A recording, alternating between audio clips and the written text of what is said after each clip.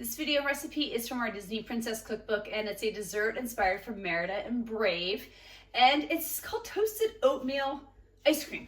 Take a picture, make sure I say it right.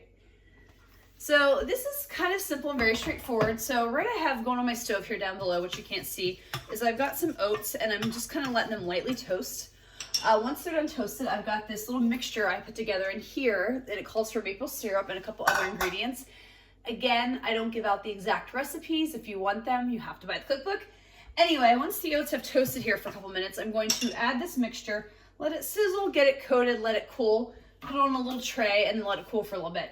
Then when it's done, I'm going to take a pint of vanilla ice cream, and I'm going to let it soften a little bit. Then I'm going to kind of mix everything together, put it back in the ice cream container, and then we'll enjoy it from there. Okay, so my oats have been toasting for a few minutes. I'm going to get ready and add the sauce to it.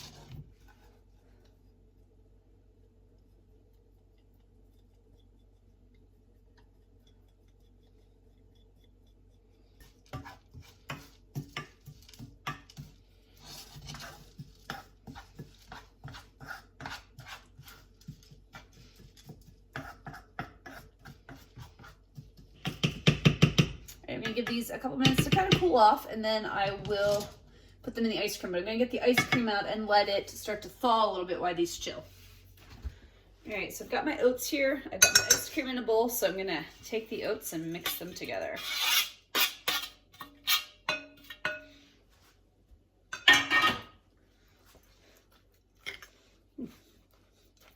See where the ice cream is melting. Probably why you have to wait for them to cool.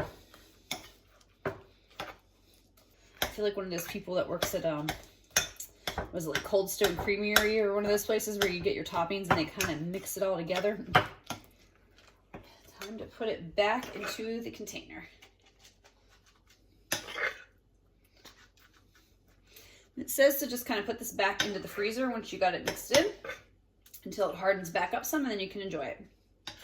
So let's review the toasted oatmeal ice cream. It wasn't bad.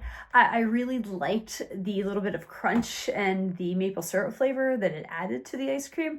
I was in Vermont, I think about a year or so ago, and I had soft serve maple ice cream for the first time, and I didn't think I'd like it. I thought it'd be too sweet, but I absolutely loved it. This wasn't as good as that. Kind of reminded me a little bit of it, but not quite enough that I was like, oh yeah, this is a great replica. No, it just kind of brought back memories of that really good soft serve ice cream that I really liked.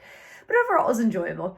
Something I go crazy about? Not so much, but we'll get into the rankings and reviews and talk about that a little bit more. The first I rank are the ingredients on a scale of 1 to 5 in terms of how hard they are to find or how expensive. I mean, I think this is a 1. Everything is pretty straightforward, easy to find, nothing super expensive to make.